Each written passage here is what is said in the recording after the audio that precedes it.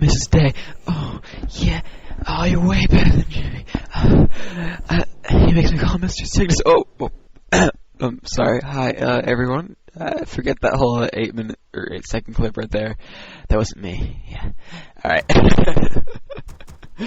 Alright, so this is a replay pack from, it was either ESWC or Acon 4 China. And you're gonna be seeing a lot of orc from me in the near future. My sort of semi-pledge to you is to get out 24 audios in the next 24 days. Meaning I'm gonna do one commentary on each game, each day. And maybe I'll do it, maybe I won't, we'll find out. Anyway, get this replay to the 50-second mark 1x speed, etc. Yeah. So, human versus orc. And this will be a Fog of War off series. I'll try to go over each race and try not to screw it up too badly. Let's get this unpaused in 5, 4, 3, 2, and 1, go. So we've got the standard Alter Burrow build, and we've got the standard Alter Rex farm build for human. So, as if you couldn't tell, you know, as if humans had burrows. Now that would be pretty imba. Militia and burrows. Ouch. GG. You can surround infinitely, and you can defend any rush, taking without towers. It's nice. Anyway. So you're going to see some points to look for in this game is just how much, I remember I did a stint on sort of key units as soon as they come out in a previous commentary.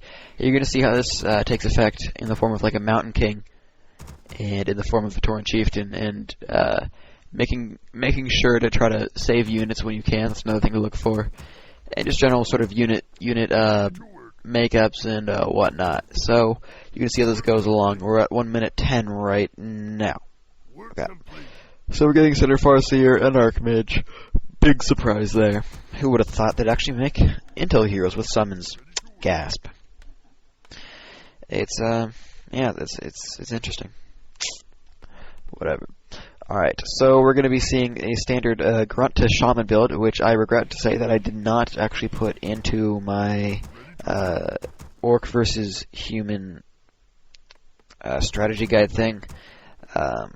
The actual straight Tauren tech is actually a horrible option, so I should have actually replaced that with a grunt shaman, but I had realized that was a popular strat a little bit too late, so you're going to see sort of some of the execution of grunt shaman, and I might even dedicate this commentary just to, you know, going over it. We'll see as it goes along. Depends kind of what I start talking about and etc. So the hero's about to come out. Here comes Mr. Farqueer and Mr. Old Fat Magic Man, made of golden people. And it's magic, I forget. But there's some cool, quote, strategy guide. That's how to play human. It's pretty awesome. Alright, if you check member chat, you might see the playing human in 2v2s thread, and you'll see a post from myself and one from Rabbit Skunk. A real-life friend of mine who goes to my school. He's a freshman. Everyone flame him, please. That's pretty cool. Alright, so we see some creeping, and you get to see the ghostiness that is militia creeping. That's what Orc did before with burrows. Back in ROC, I remember doing it myself, watching replays from like 357 or 571, whatever it is, that orc guy, and seeing the ghost attacks. So right here you see focusing the Farseer is the smartest thing to do, and you notice this Gosu micro by human fans, and that's really what you have to do to stop the sort of Farseer lameness harassment. Is you notice the Archmage is taking very few hits from the wolves, only really getting hit by the Farseer itself, while the footies and the water metal actually get to take some hits. I don't recommend doing this very well. I don't think you'll be able to do it very well when you have, you know, some lag, like playing in ladder and playing customs and whatnot. But especially in a LAN environment, that's when you start busting out the crazy micro. And that's when you really separate who's really Gosu and who's good. And you can tell. It's actually somewhat more definite than you'd think. You can tell just by some of the micro. If it looks amazing, it probably is. And that's a good rule of thumb. Alright, so we see some very standard stuff starting. The Farseer has better stats than the Archmage. It's kind of sad. One more strength and one more agility. So it's totally imbalanced. The Archmage actually has to level up to match those stats. He gets more intel, but whatever.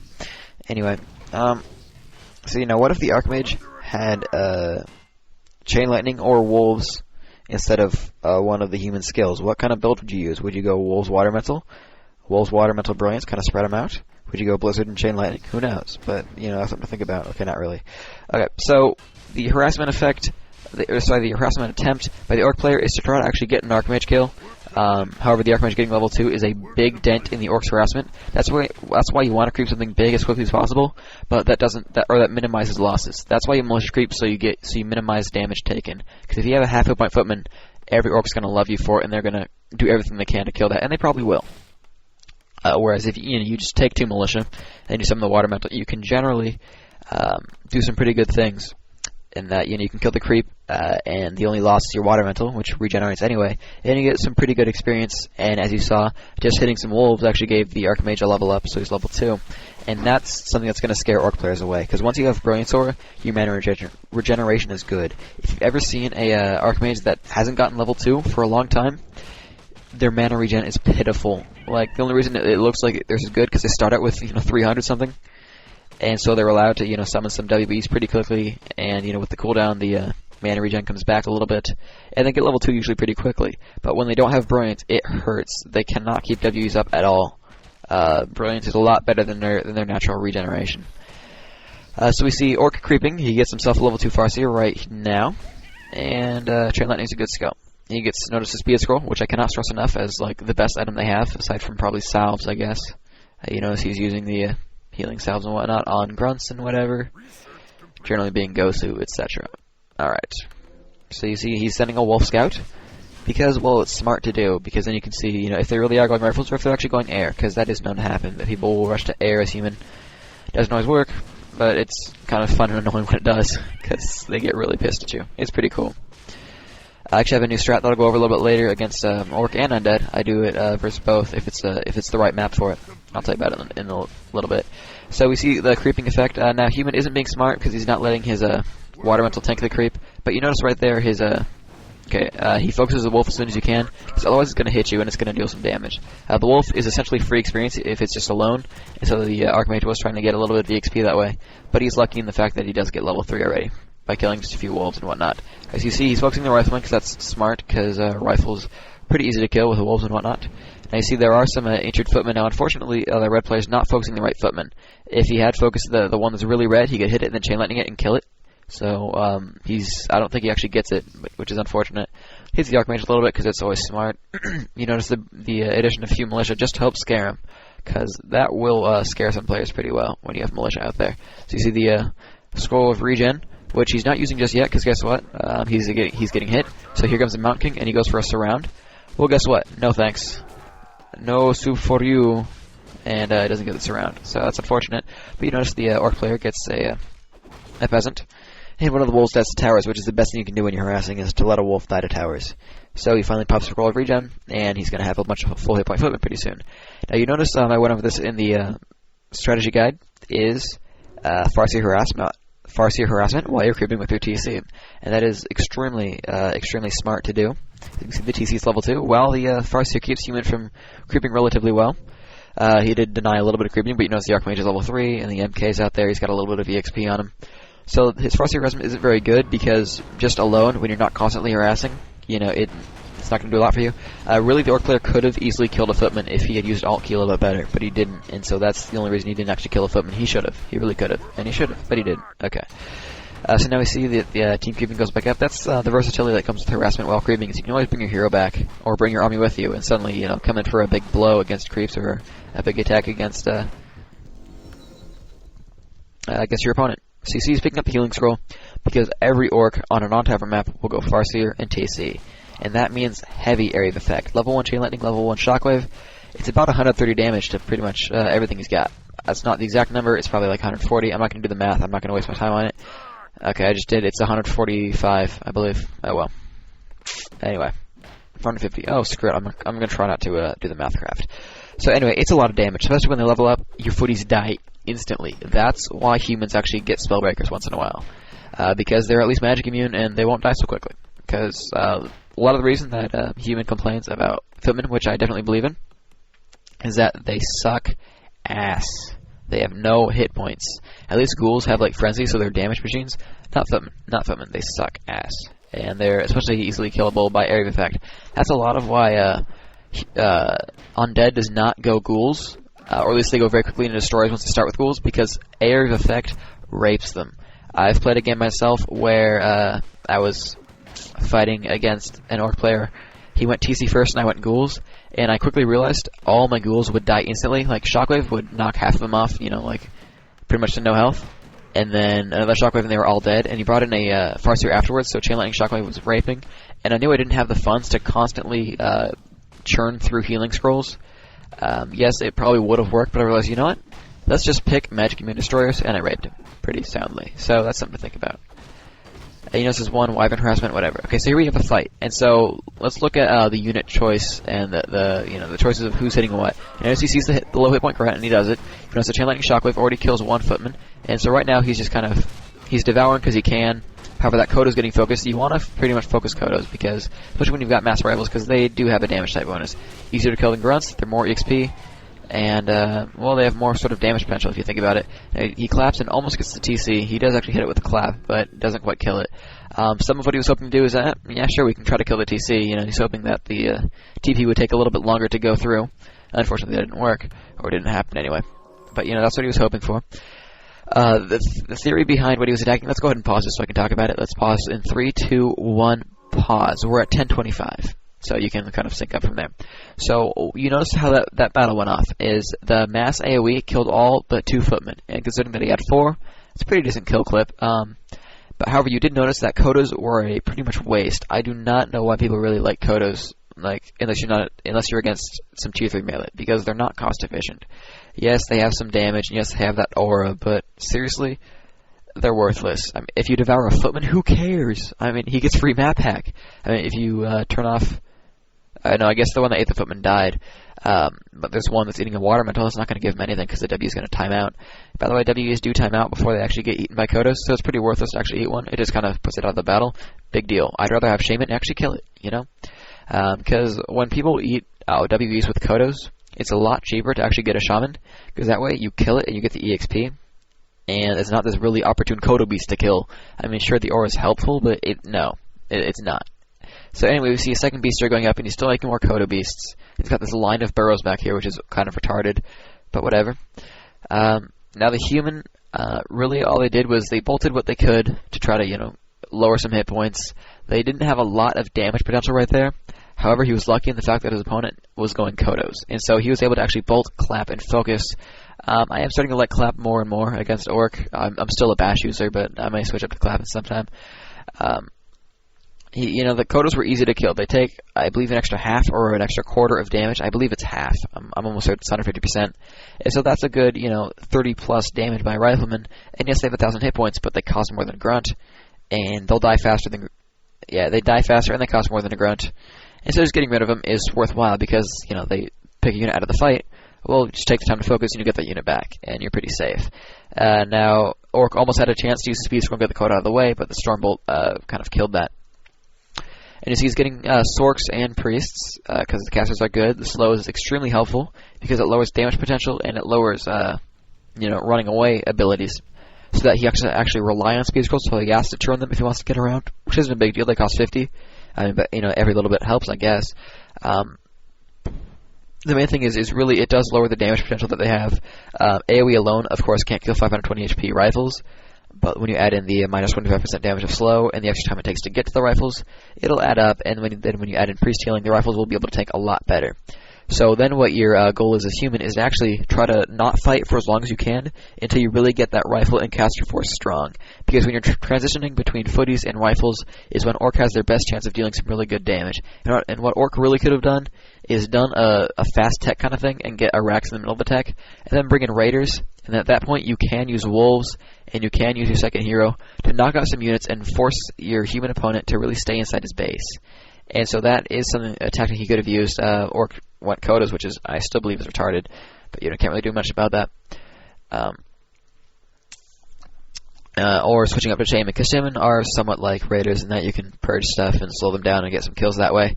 And the way Orcs are gonna win against human is by picking them off. You're not gonna win in some big glorious battle usually.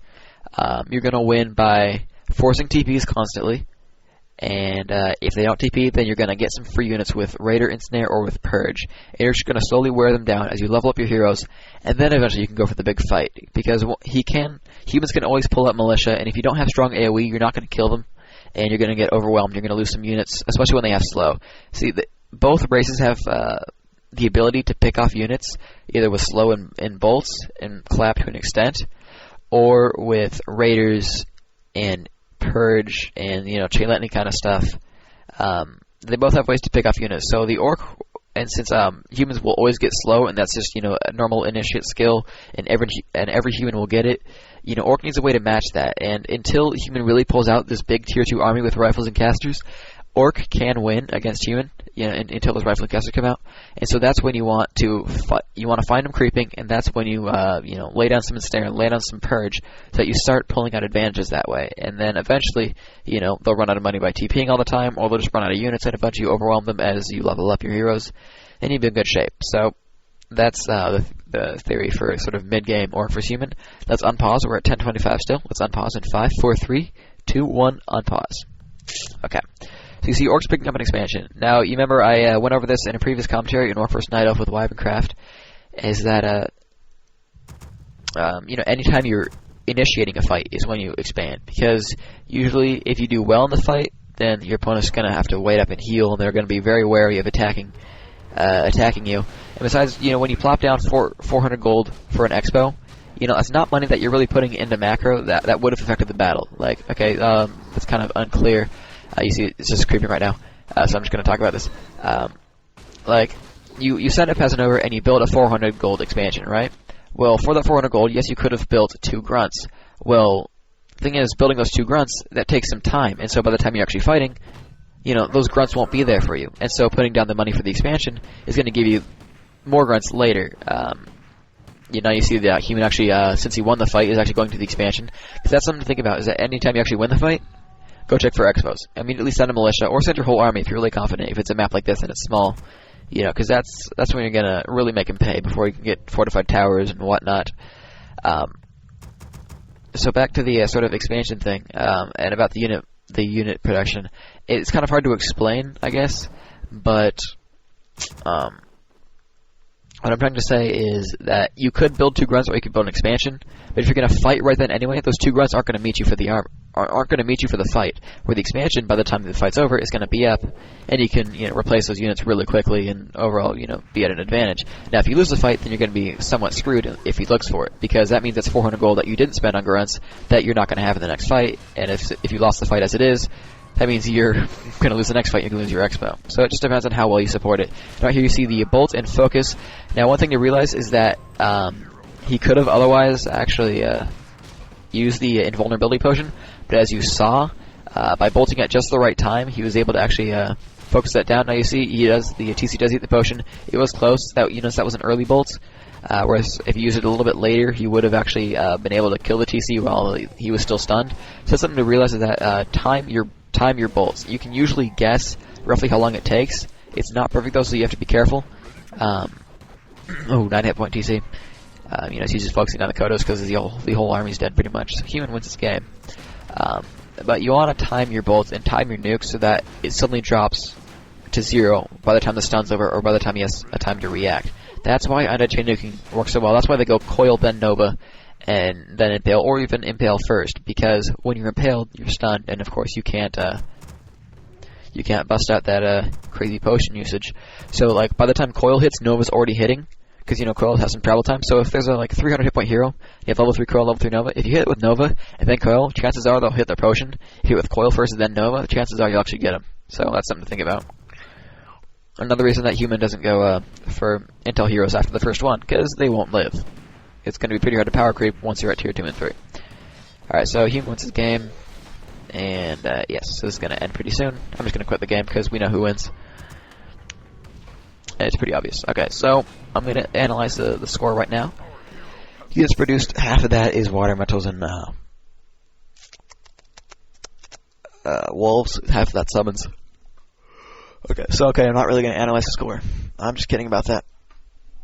So, the factors that attributed to the win, human did very well against the harassment, in the fact that he crept just the right spot for him, so that he was done with it when the harassment came, and he got to level up to level 2 during the harassment, and that is very key, because getting the Brilliant Sword is going to be extremely helpful in your next fights, because without it, if you're because a lot of the goal of Orc harassment is to keep you from creeping, because high-level Archmage is what really hurts Undead, Undead too, but Orc, because the Brilliance will make the Mount King extremely strong, and the high-level WEs are really tough to beat if you don't have Shaman.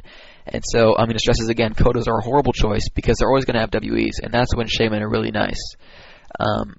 That's when you want to really get into there and start owning. Shaman are a great choice, because if they switch to Blizzard, ideally, you can use Bloodlust and Endurance Aura and get behind the Blizzard and into the Rifleman lines, and then you can purge stuff and get free kills. Blizz is not going to do much when you're on top of their Rifleman. You should be able to kill them with Bloodlusted Grunts and Tauren and whatnot. Unfortunately, Orc doesn't have any Magic Immune units, but what can you do? And also, getting Shaman leaves you the option of switching up to Wyvern, because Bloodlusted Wyvern own anything, period. I can only cringe at what Bloodlusted Chimera would do.